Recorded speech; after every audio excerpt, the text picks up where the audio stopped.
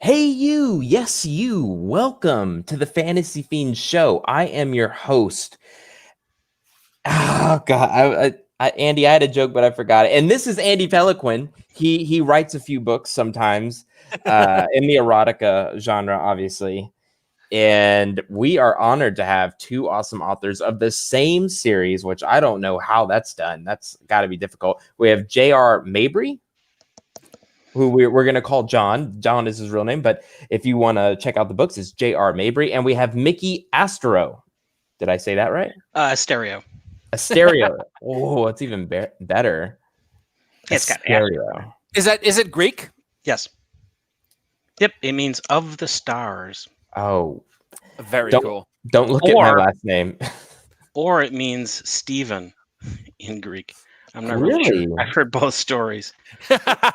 I guess Asteriou could be a first name, and in that instance, it's like related to Stephen for some reason. Okay. Asteriou. I'm not an authority, even though that is my ethnicity. That is awesome, man. My last name means coal miner. Of a coaler, which is someone who would go and work in the coal mines. My ancestors, which is pretty interesting. But I got to ask you guys, how do you know each other? And do y'all live close to each other? No. We did it one time, way back when. Yeah. Take it away, Mick.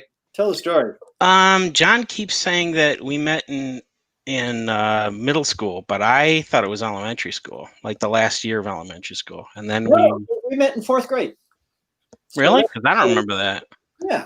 I don't remember that at all. Just split the difference. Say you met in second grade and it's done. But we were in the same school, but not in the same class. But then in middle school, we became friends and actually visited each other's houses instead of just passing in the corridors and stuff. And then he moved away to Illinois right before high school, and then he moved to California, and we stayed pen pals.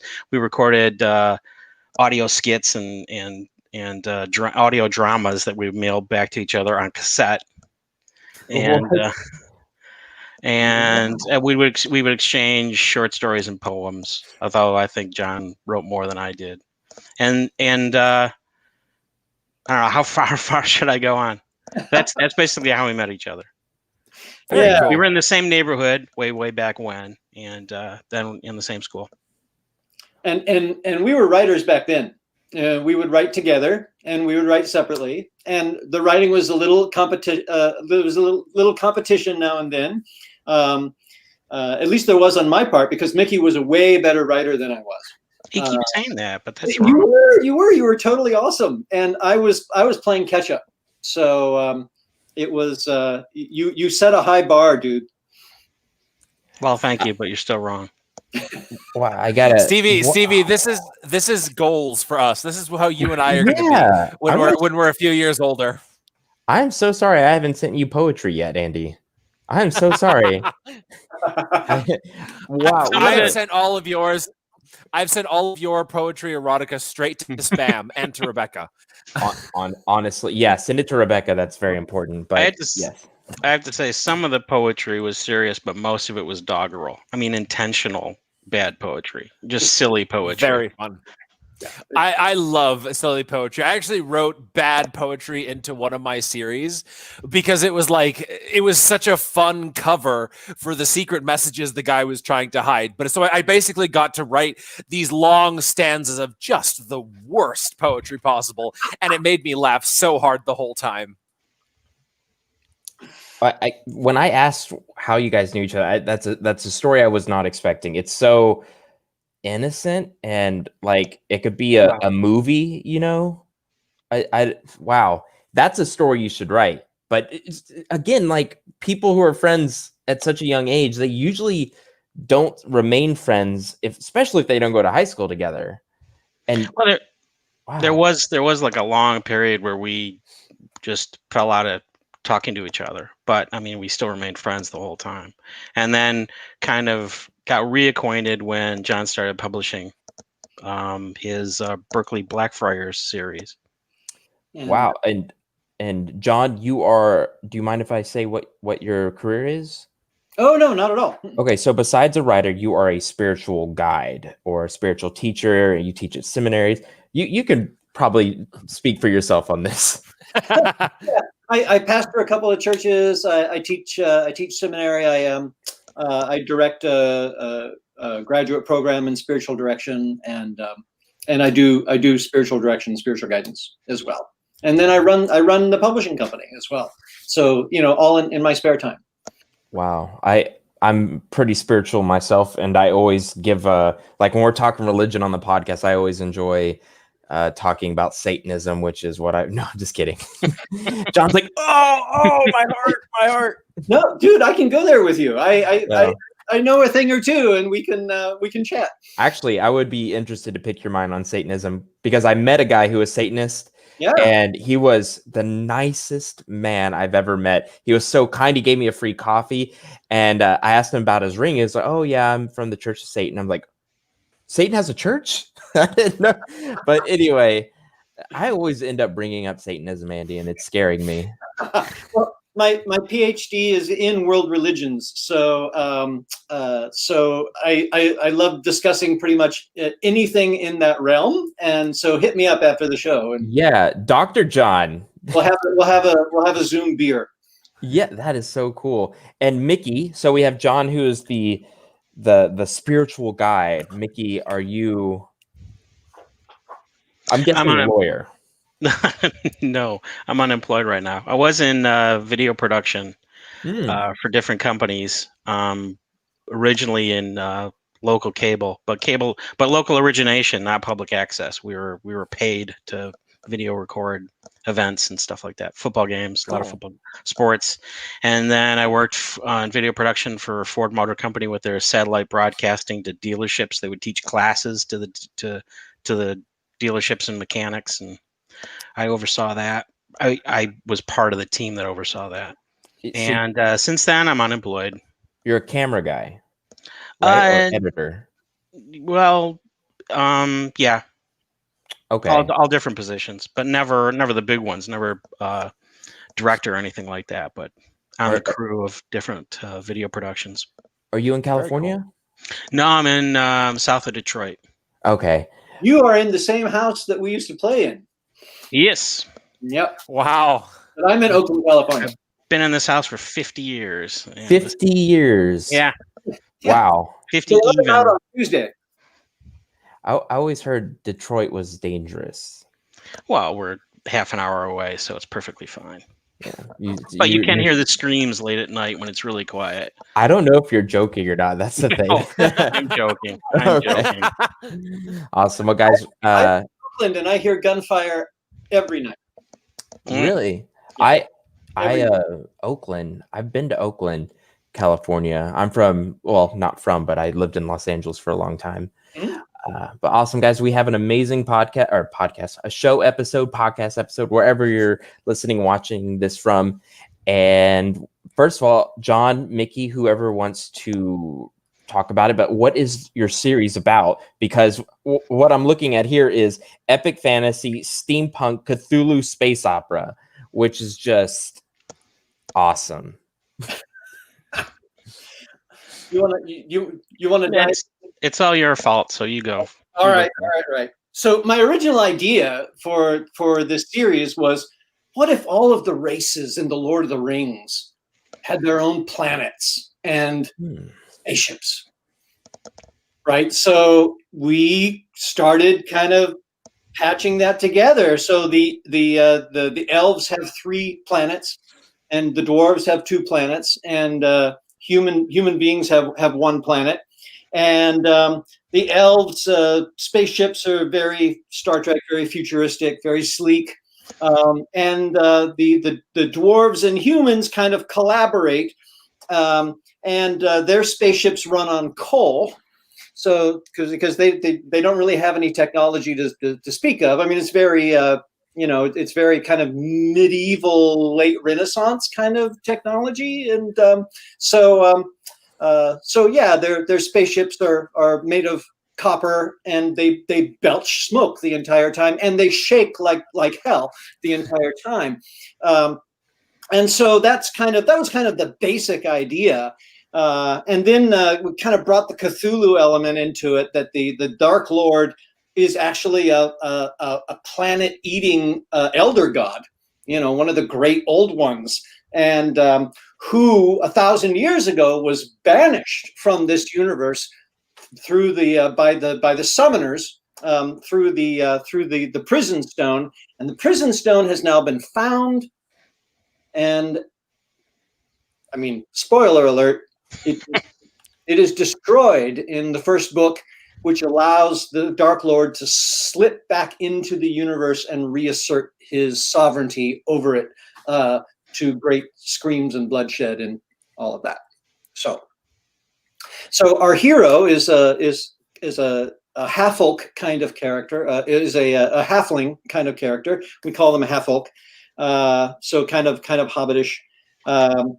And he is hired as a courier to transport the prison stone, and later as a courier for other reasons. But he is our everyman. He is our good guy. He is our noble ne'er-do-well. And you said he's what? He's half. He's a halfling. He's a hobbit. Oh, he's a halfling. Okay. Yeah, we call it half folk, as in half folk, half-ic, like half folk. FOLK. Is it like a parody? No. Okay, so it's a serious book with all the races from Lord of the Rings. Yep. It's funny how inevitable it is when you start high fantasy, how it just kind of becomes an echo of Lord of the Rings. You just can't help yourself. Well, we couldn't, obviously. Yeah, he definitely set the record, which I'm going to beat. No, I'm not going to beat it. He's well, I got to ask, who came up with the topic today? Does the mystical truly exist? Oh, the religious guy. Oh, of course. Of course. But this is, it's related to the books too, because one thing that I noticed is that in all of my writing, whether it's nonfiction or fiction, I'm always writing about mysticism. And so pretty much every novel I write, there is a mystical experience that changes the character and sets them off in a different direction. And that happens, well, actually several times in this series. Oh, heck. You know what? God, I have to change the subject because I forgot about the cool thing that happened. We got to talk about something cool that's happened to us previously or within a few. Andy, words. Cool things that have happened in the last week or two. So yes. This time we actually prepared the guests in advance. So guests, what's something cool that's happened to you guys in the last couple of weeks? Go.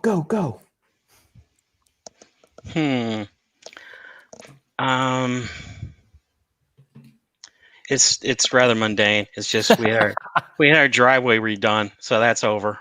Hey, that's good news. Yeah, done is a great word for home projects like that. And it's sealed. We actually sealed it, and it's kind of funny to see water beating on your driveway like it's a car hood.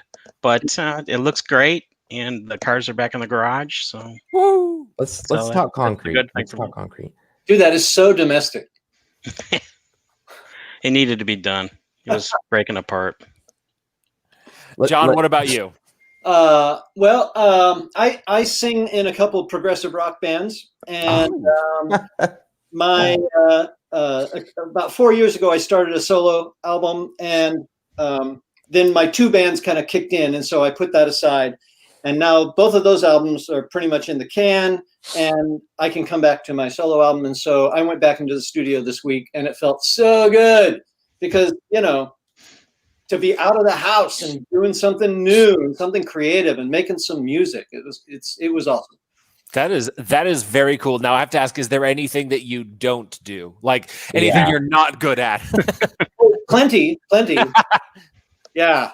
Just don't ask me to draw a horse. Or I know that trilogy to 3 books. Right. I can't do that either. Wow, that is, you do it all. Progressive rock. What is that? Progressive rock is rock and roll with operatic pretensions. So 20-minute long songs, strange time signatures. Whoa, it sounds difficult. It is sometimes. Yeah, it's part of the fun of it.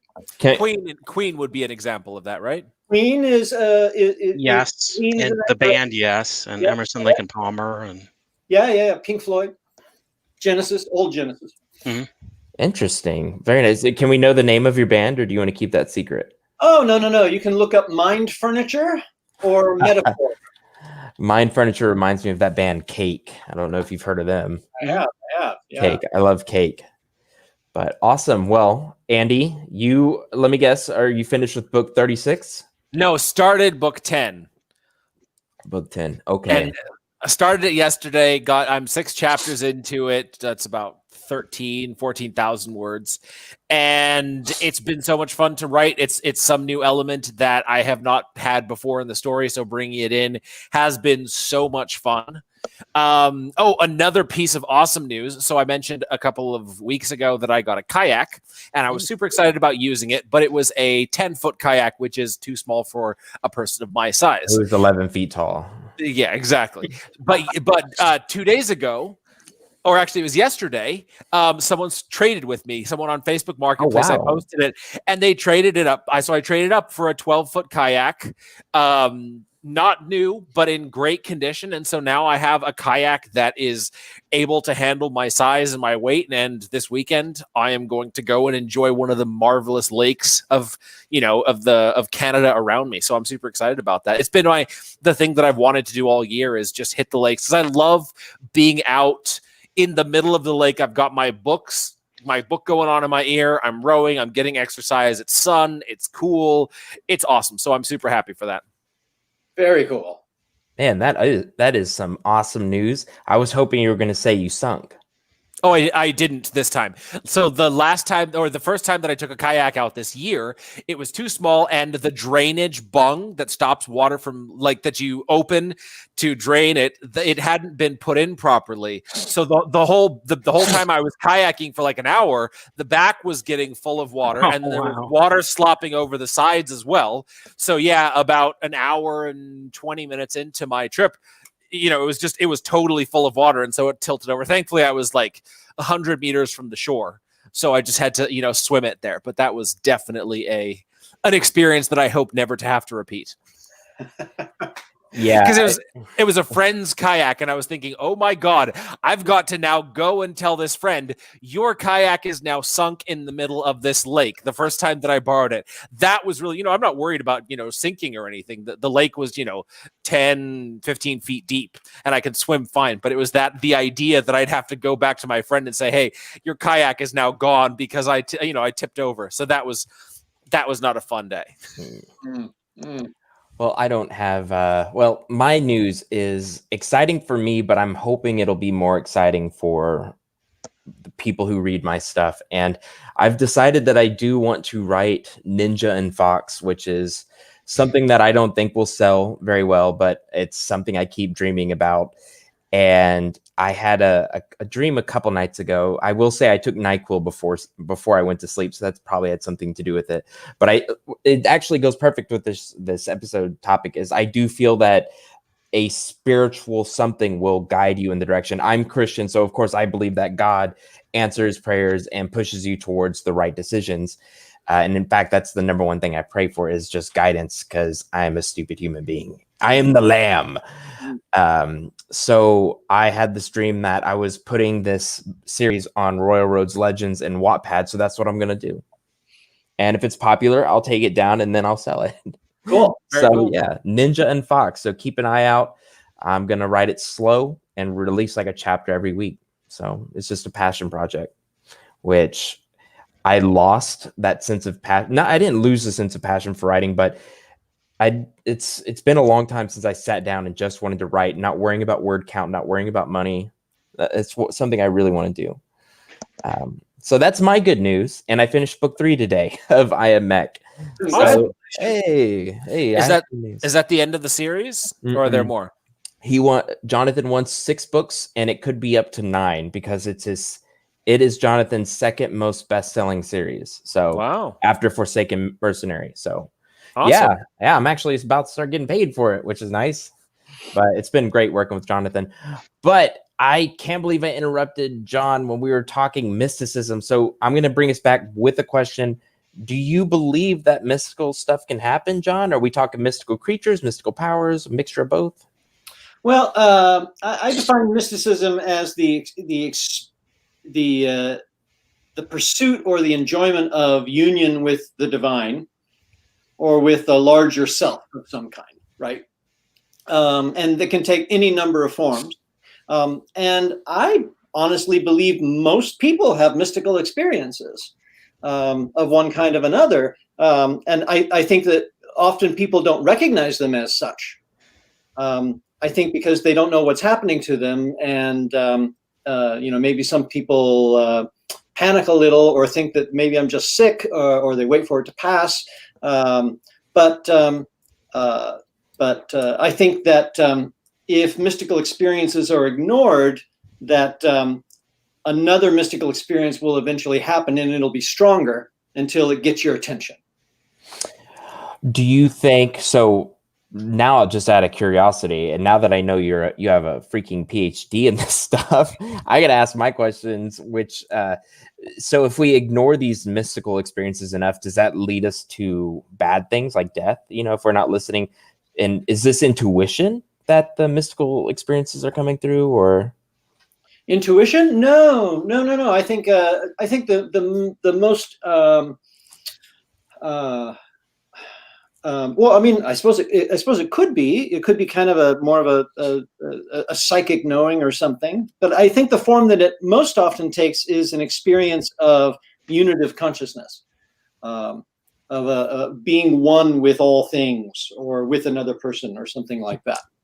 Oh, is that the super consciousness that I've heard about, where we're all connected with one by a big, like, I've heard it explained a couple of different ways. The way I was explained the super consciousness is we're all connected to this big cloud, all single things. And it was a business guy. So he's like, if someone has an idea but doesn't use it, it goes into the super conscious cloud, and then it comes to you. And if you don't take it, it moves. It sounds like the guy was on mushrooms now that I'm saying it out loud. So I would put it that so crazy. way, although that has some resonance with, like, process theology. So, I got to write this stuff down. Process theology. I like this stuff a lot. So, Mickey, Mm-hmm. What? we're not ignoring you, Mickey. Are you some mystical creature, and that's why John brought this up? Oh no. So you like the mystical stuff? You have to, right? Because John is your counterpart, or you guys are so opposite, like Andy and I. His job is to make fun of me. So oh, amazing! Hey, non-paying job. By the way. Andy, we're looking into the future. Yeah, I'm telling you. By 5 years. I really don't know that much about mysticism, except for the books that John has written on mysticism. I read those, and I think it's the process theology thing that just went way over my head. I think that was it, because you have to look at the world totally differently than what you see. Yeah. You have to reinterpret it. I can't. John has no. John, explain a little bit of process theology to us for an unenlightened audience. Yes. Okay. So, well, there's all kinds of different process theologies, but the basic overall thing is the idea that God is evolving. Ooh. And the universe is evolving in tandem with God, and that God and the universe are cooperating towards God's fulfillment, whatever that is. We don't know what that is yet, but that God needs our help in order to reach God's own fulfillment, and that God learns and changes through interaction with human beings and other creatures. Then I immediately ask the question: if God is all powerful, how could he evolve if he's already powerful? Yeah, well, that's an assumption that process theology would reject. Okay. Yeah, so God in process theology is all-knowing and all good, but not all powerful. Yeah, so there is a difference between those things. But then again, if he was all knowing, like for example, if he's evolving as a result of, I was like, what popped into my head was like technology, right? The set of codes that God gave us for right and wrong, the 10 Commandments, totally different now. Thou shalt not covet thy neighbor's Ferrari or something. Sure. He's not so worried about cows. But if God is all knowing, then he would already have known about Ferraris when he was writing the 10 Commandments. So it's it's almost like it contradicts some of the other types of theologies that say that God is all knowing, all powerful, and all present. So it's one of the things that makes theology such a complex and sometimes interesting field of study, because there's all these different things that sort of contradict each other, and there's no evidence to say which one is right or wrong fully. Well, right, and that's one of the things I really love about it. Religion is an infinite well of weirdness. And no matter how much you study it, you never get to the bottom of that well. There's always more weirdness to discover. And what I love with my students is saying, don't collapse the field of potentiality. Don't say, okay, this is the answer. Let's look at all of the possibilities that could be true. And just explore those and enjoy them rather than kind of shutting it all down and having an answer. Yeah.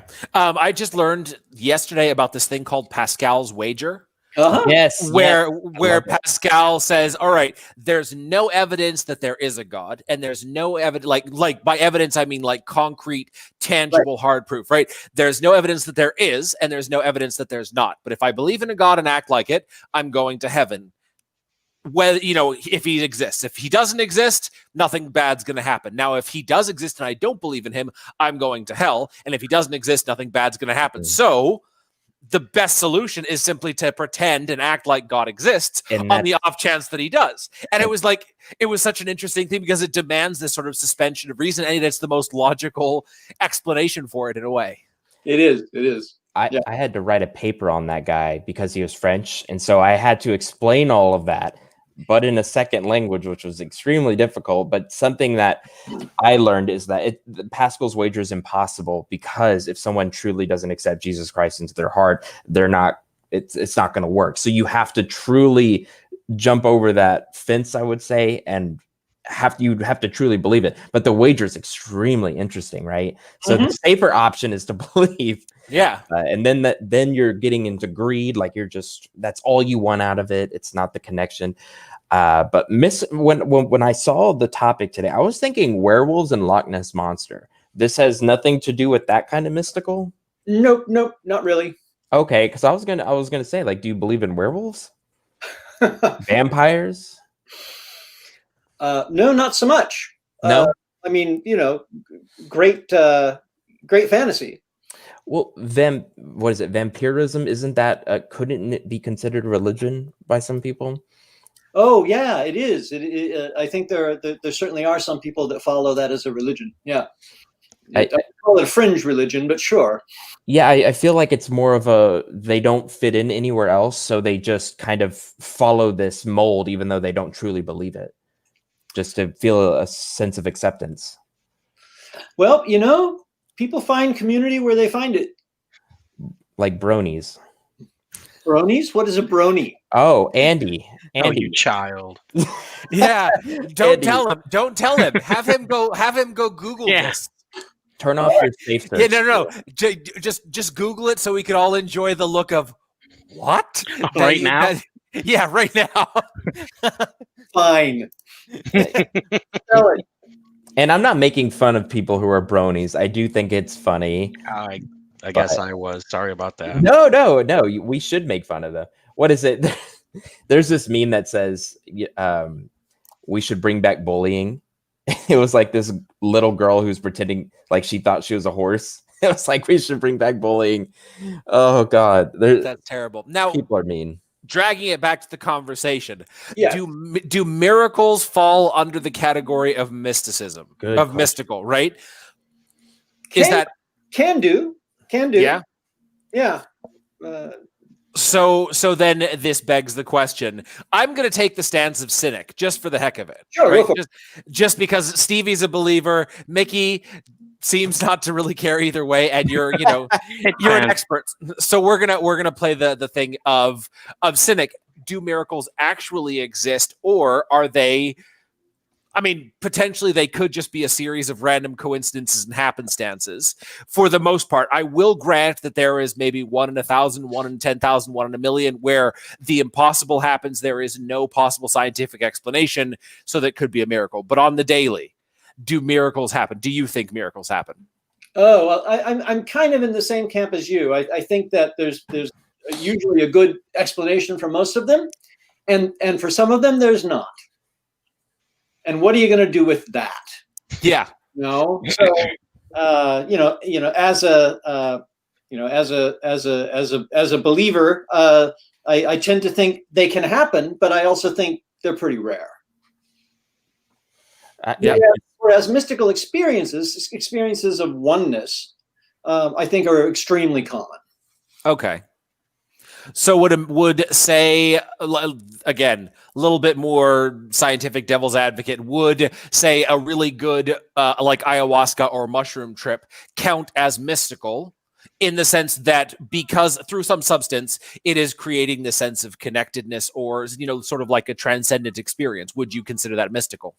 Yes, I would. But it's also it's the religious equivalent of a one-night stand. Because what the divine wants with us is intimacy and ongoing relationship, no matter what tradition you're coming from, pretty much. And taking mushrooms is like it's a one-off. It's there isn't the relationship, but you can have an experience that on mushrooms that makes you go, oh, there really is something to all of this, and it changes your life path. And so I would see that as a pretty good outcome, actually. Interesting. Yeah. I've heard the whole mushroom thing. I think as an author, it would be too scary. Like I would just come up with the worst things possible. Plus, I'm already a paranoid, anxious person anyway, like a human chihuahua. So it's not for me. But I have heard people's lives have been changed from eating psychedelic mushrooms. And then they don't even have to take it again, which was interesting. I follow a guy on YouTube who tests drugs and does scientific research on them. And it's really fascinating. And he takes mushrooms every now and then and always has a spiritual experience. But for him, though, he comes out of it and he was like, oh, it was just the mushrooms. There was nothing really special about it. But John, do you think that it is a connection? And why do we need another substance, though, to connect in that way? I don't think we do. Okay. I don't think we do. But I do think that there's something about human nature that likes to get fucked up. So yeah, it's just who we are. And, party. Might as well. Yeah. Party on. Yeah. Y'all are both drinking. Yeah. So, Yay. Man, I feel totally left out. I've just got water in my bottle. This is sparkling water, actually. So I'm drinking a La Croix. Now, in our series, there is a substance made that one of the from one of the elf planets, made from the bark of a tree that called Ileana, that the elves use ritually. And when they take this substance, they have this mystical experience, which some of our characters do. And what it does is it tells you the truth about the universe and about yourself. And so if you're not a good person, it's a really, really terrifying and difficult experience until it wears off. If you are a good person, then you know the truth about yourself and it doesn't bother you and it's kind of euphoric and amazing.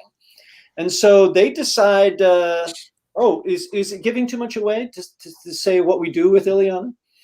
It probably is. Anyway, it has a big role. Go that far. It has a big role in book 4. So if it's a bad experience, like I was thinking, like they just get horrible diarrhea, or do they die? Well, I guess they could die from diarrhea. It's just a bad trip. A bad trip. Okay. Yeah. If you're a bad person, so there is a judgment to this substance. Yeah. Well, it just tells you the truth about yourself. And if you're a bad person, then you have this really wretched experience because you have to acknowledge the truth that what you see is bad. So So it isn't judgment from without. It's really kind of judgment from within. So this is really interesting. I meet people every now and then who are just completely delusional and not self-aware. And there's no way you can help these people. You can only do it through inspiration, and you're not going to want to hang out enough with them. These people, they think they're doing right, but they're like, for people who are self-aware and meditate and take time and actually are kind to other human beings, they see that they're not. But this person is in their own little bubble, and they take that stuff. They're going to get diarrhea. They're going to have the bad trip, not diarrhea. Well, at least, yes. So these people who are delusional, let's say they're Christian or not Christian, do they go to hell? I mean, it's this. I feel like the delusional state of some people can go really far, if that makes sense. The lack of self-awareness. Oh yeah. I think there are people that are pretty broken, and broken is a good word. Yeah, I like to hope that there's enough mercy in the universe to cover that kind of thing.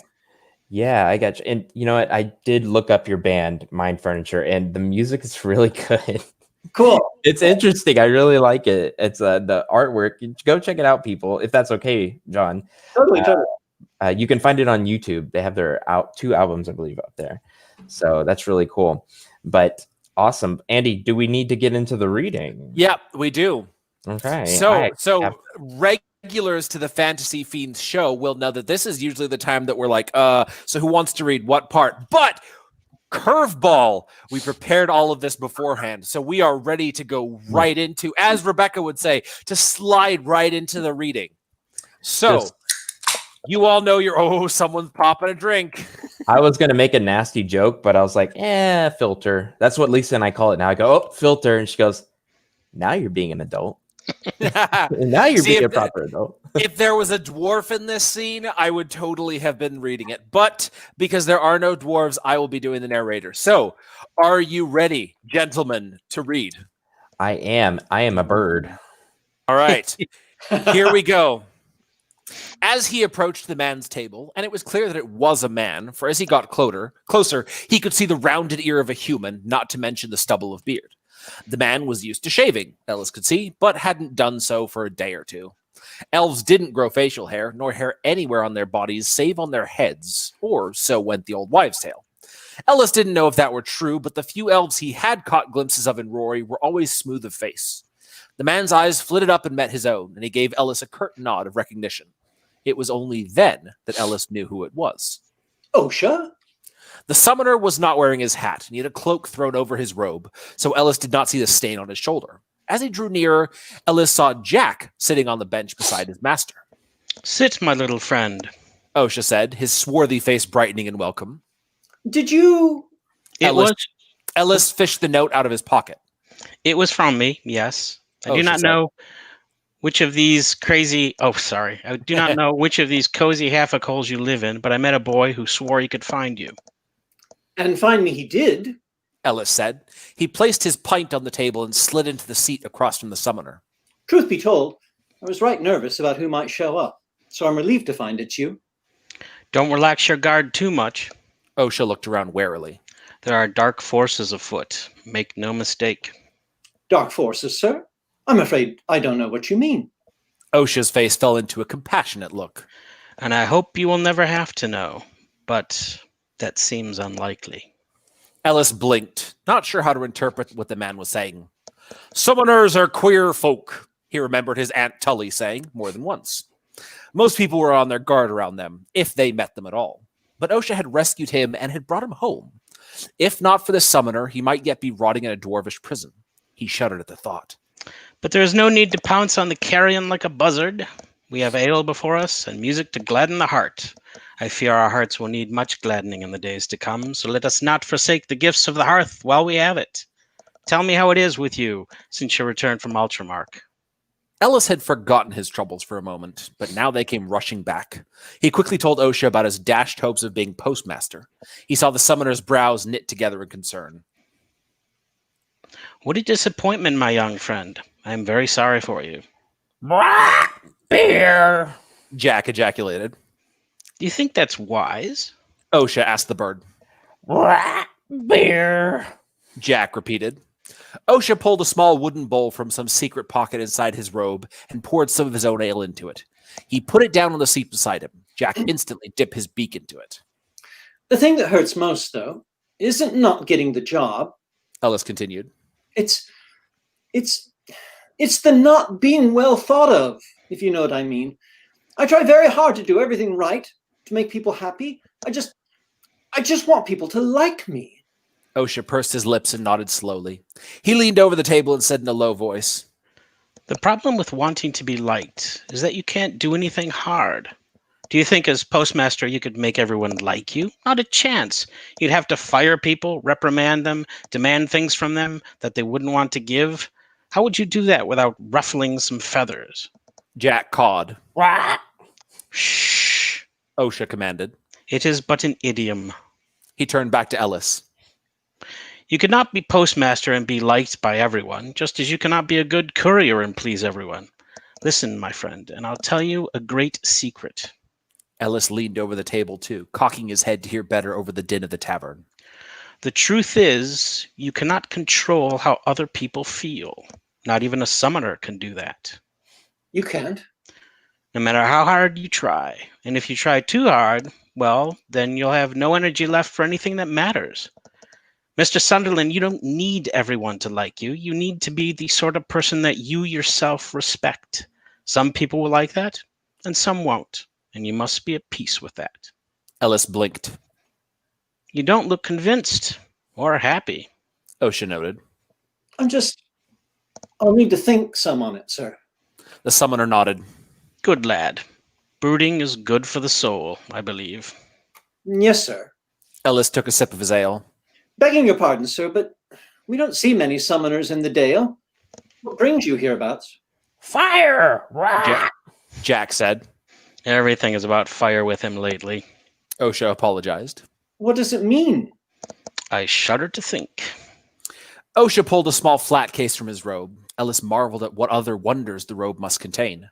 The summoner opened the flat case with a flick of a fingernail that would be a little too long for a properly groomed half-hook in the Dale. From the case, he gingerly pulled forth 2 Vackerbilds. Ellis had seen 1 or 2 before a display at the village hall, but he'd never been close enough to touch one. May I? He asked. OSHA handed the Vackerbilds to him. They were deep brown in color and slightly fuzzy around the edges, but the image in the center was razor sharp. Ellis froze and the Vackerbilds dropped to the table. Are you all right, Mr. Sunderland? You look like you've seen a ghost. Ellis noted that he'd stopped breathing. He forced himself to take a deep breath and looked the summoner full in the face. It's him. It's who? The summoner asked, cocking his head. It's the Inspector Brill. It's the man who stole the package, the stone. Ellis said, not daring to look at the Vackerbild again. You are certain? OSHA asked, raising one bushy black eyebrow. Ellis nodded vigorously. Look at the other one. OSHA said. Do I have to, sir? We want to be very sure about this. Very, very sure. All right. With shaking hands, Ellis picked up the Vackerbilds and placed the one on top beneath the other. He looked at the second image. That's the same man, sir. That's Inspector Brill. He's the man who stole my package, or his dwarf did. There is no doubt in your mind? No, sir. You couldn't be mistaken? It couldn't be someone who looks a bit like him? Oh, no, sir. I swear on the red horn of Erinwolf, that's the man, the very man. OSHA gently lifted the Vackerbilds from Ellis' trembling fingers and replaced them in the flat case. You have done well, Mr. Sunderland. I hope that I have, sir. Because you want me to like you? OSHA smiled. I want everyone to like me. Ellis confessed, hunkering sheepishly. Now that's done, I have another item of business to discuss with you. Oh, yes. Ellis brightened up. Now that you're not going to be a postmaster, at least not yet. Not ever, likely. Ellis interjected. The future coils like a snake, my friend. It's hard to predict the location of its tail. I suppose it is. Ellis noted it was difficult to argue with aphorisms. Do you mind if I smoke? OSHA asked. Not at all, sir. If you've got some hearthweed, I've got my pipe. He pulled a gnarled, broad-bowled pipe from his vest pocket. Very good. OSHA said, pulling a smoking kit from somewhere in his robe. The summoner opened the leather straps on a bag of hearthweed and gestured to Ellis to help himself. Then the man began to pack the bowl of a long clay pipe with a jagged mouthpiece. Rat fire. Jack called. We'll just use the candle here. OSHA said to the bird. He took a deep pull at the pipe and closed his eyes, savoring its sweet, leathery taste. Releasing a small cloud of smoke, he said, You say you are on probation now? I am. For how long? I couldn't say, sir. How much are they paying you? 5 guineas a week, docked from 10. OSHA whistled and sat back, puffing. What would you say if I were to put you on retainer as a private courier? I'd say 15 guineas a week? Ellis froze. I think I didn't hear you right, Mr. OSHA. I think you did. I'm offering you a better job. Of course, I can't guarantee how long it might last, so you'll need to weigh that against whatever job security you enjoy now. Precious little, sir. Ellis admitted. Begging your pardon, sir, I wonder, what does a summoner need with a courier? Ah, OSHA nodded. of course you'd be under contract with my order and might be employed by any number of summoners. But I reckon for the time being, at least at first, you'll answer to me. Ellis nodded, following. But then he realized the summoner hadn't actually answered his question. Yes, that's reasonable, I think. But why does a summoner need a courier? You go where you will.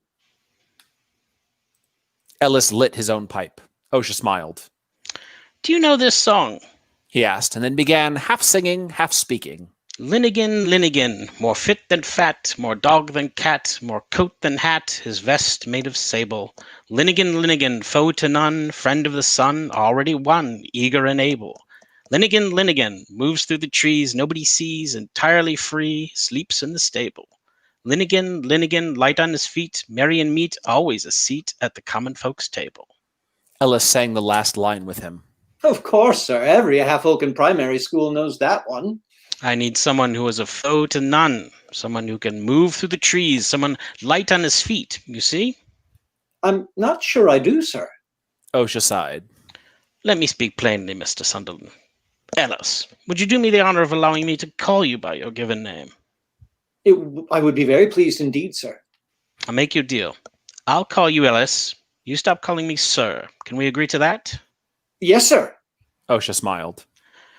I can go where I will, but I'm suspected and noticed everywhere I go. A courier, especially a Hafok courier, is, well, not invisible, but near to it.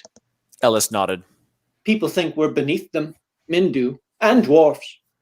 They do, sadly. People more often than not ignore us rather than acknowledge us, because to make note of us would be to make us legitimate somehow. OSHA nodded. It's bad form to actively discriminate against Hafok in public, but quite acceptable to ignore them. The advantage to you and to me, should you take this job, is that you can go almost anywhere and no one will stop you or even notice you. You can move through the trees and nobody sees. You need a Linnigan, Ellis said, releasing a billow of savory smoke. Very cool. And that is it. Wow. I think I did an excellent job with the crow. You did. I think I nailed it. Yeah, you Stevie, totally Jack and all of his subtleties. you've set the bar on how crows will be performed from now on the Fantasy Fiends podcast. And So- go ahead. No, I was agreeing. Yeah. Oh yeah. I mean, well, awesome guys. I got to say that it did remind me a lot of the Lord of the Rings. And how did you guys write this together? Well, we worked in Scrivener, and we kept it in a shared Dropbox. And I write in the morning. Mickey writes in the evening. We just make sure that we close the file when we're done. That caused some problems now and then. We learned as we went along. But we did a good outline before we started. That was all John's. And well, not all. We talked on the phone to nail out, to hammer out some details here and there. John definitely did the framework, and then we added scenes to it. We went scene by scene. We didn't do chapter by chapter, so it was more minute than that, more focused than. So we would just come up with a bunch of scenes, and and follow certain characters after a while. I think at first we just tried to alternate stuff, and then we started following separate characters that we like to write for or about. Yeah. Cool. Well, awesome, guys. And now I have to say, where can people find you? Where can they follow you? I have a presence on Facebook, J.R. Mabry, and on a website, jrmabry.com. And of course, our books are on Amazon. Mm-hmm. And you can go. They're listed at redhornsaga.com if you want to see all 4 at once. I don't even know about this, Mickey. What is I told you. I swore I told you about it. Check your email. Do you delete your email, or do you keep an archive of your email because it's in there? You can prove it. Are they on Audible? It's not much of a pardon.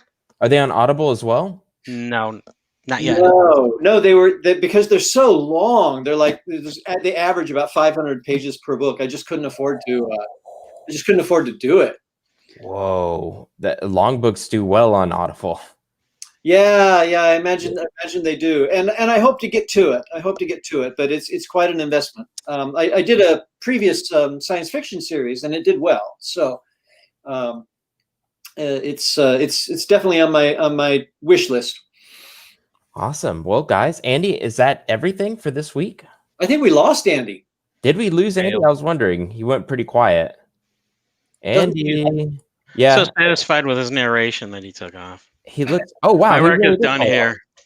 Yeah, guys, I really appreciate it. It is funny because it does seem like you guys are like the future Andy and I.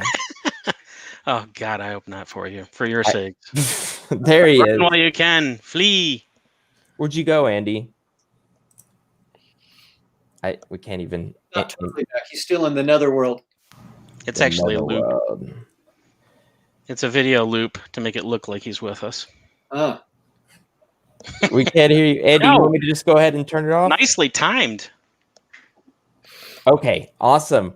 Well, John, Mickey, it's been a pleasure having you guys on the air with us. This is a little awkward for me because I've never been alone without Andy, and I feel like my better half is gone. But we really appreciate you guys, and what an excellent topic. We would love to have you guys back on the air, especially whenever you release something else. I feel like we didn't even get into like Cthulhu stuff, some Lovecraft. I know, and it's so disappointing. So next time we should just have a discussion on Lovecraft. Sounds great. I'm totally there. Guess you have to read more. Yeah, I haven't read any Lovecraft yet. So oh, really? Yes, I'm disappointed in myself. But I have the book. I have all his stories. So I got the one that's annotated, and there are I can't remember who actually did it, but there are so many really long footnotes that it's like impossible to read. They actually sabotage the stories by annotating them so thoroughly. I was going to say people who like Lovecraft usually love Lovecraft. Yeah. They're just into it. And I got halfway through, but I haven't gotten into any Cthulhu stuff yet because I think it's in chronological order. Oh, is it? I haven't gotten it. The series that I'm reading, it's like 3 or 4 books. Well, Andy, yeah, I think Andy is out for the night. Well, I'm going to go ahead and trapped in the Phantom Zone. Yes. Yeah. Guys, if you want to help us out, please comment down below anything that you'd like to see in the future in the videos. My question is, would you rather see the readings at the beginning of the video? Just commenting hello down below helps the algorithms a lot. Hitting that like button, and if you're new here, welcome. Please hit that subscribe button. And on Monday, we have another episode of Deranged and Questing. I believe I said that right. So go and check that out, where you can interact with Andy Peloquin as they go through all sorts of crazy Dungeons and Dragons stuff. Mickey, John, thank you so much for being with us tonight. Thank you. Thanks for having us. Thanks for dealing with Andy. I understand he can be a lot. He's quite tolerable now. Yeah. He told me yesterday I was smarter than him. See, I can say whatever I want. Okay. All right, guys. This is the end of the Fantasy Fiends show. We'll be back next Thursday with Andy, I promise you, and have a great night. Wait, can you guys hear me now? Yeah. Okay. Sorry about that. My microphone and camera, just everything went haywire. Before we leave, the surprise question that we're bringing on all guests at the end. This is something for both of you guys to quickly think about and answer. What do you think are 2 vital habits for a successful human? Oh, I do remember that question. Well, What are the most vital what, Andy? What are 2 vital habits or traits for a successful human? Not a successful author, but a successful human being. Well, since I remember the question, I come up with the answer that I had when you asked it when I heard it the first time, and that's sense of humor and empathy. Ooh, this is a very good answer. Either it doesn't have to be one or 2. It could be. I like it in any order. Yep. I'm going to go with empathy as well, but also I think now it's John's turn to have some microphone problems. Really? I can hear you, John. Okay. Yeah. Oh, weird. So yeah, I'm going to second. can't. I'm going to second empathy. But well, I guess it's definitely now time to end. Wait, hold on. We can hear John, and he's saying that empathy is one of his things. Yep. So when you see his mouth stop moving, I'll tell you what he's not. But he's got a good answer. You have to do this. And the ability, You have a pause. the ability to be vulnerable. The ability to be vulnerable, Andy, is what he said. That's I think that's a lot of what people in Texas should learn, especially the masculine. The males could learn that. I was going to say procreate and hunt, but mine is. My brother's a biologist, so he's rubbing off on me a little bit. But that's a good answer, right, Andy? Procreate and always got. There could be different answers for different stages in human. Yes, yeah, you're right. I prefer y'all's, but the sense of humor, that was a good one. I'm gonna have to get one of these days. But Andy, are we good now? You ready to end it? This already awkward ending of a show. Okay, and you're muted. I'm just going to go ahead and end it there. Guys, thank you so much for joining us. Remember, Monday, be here so you can be a part of the awesome Deranged and Questing. And again, we will be back on Thursday for another awesome episode of the Fantasy Fiends Show. We'll see you next time. Have a good night. Leave. Okay. No, not y'all. The viewers go. I don't even know if Andy can end this thing now. Oh, there. It's not even ended. We're still live. Okay. It's an Irish goodbye, isn't it? From what I've been told. Yeah, you know what? If you guys want to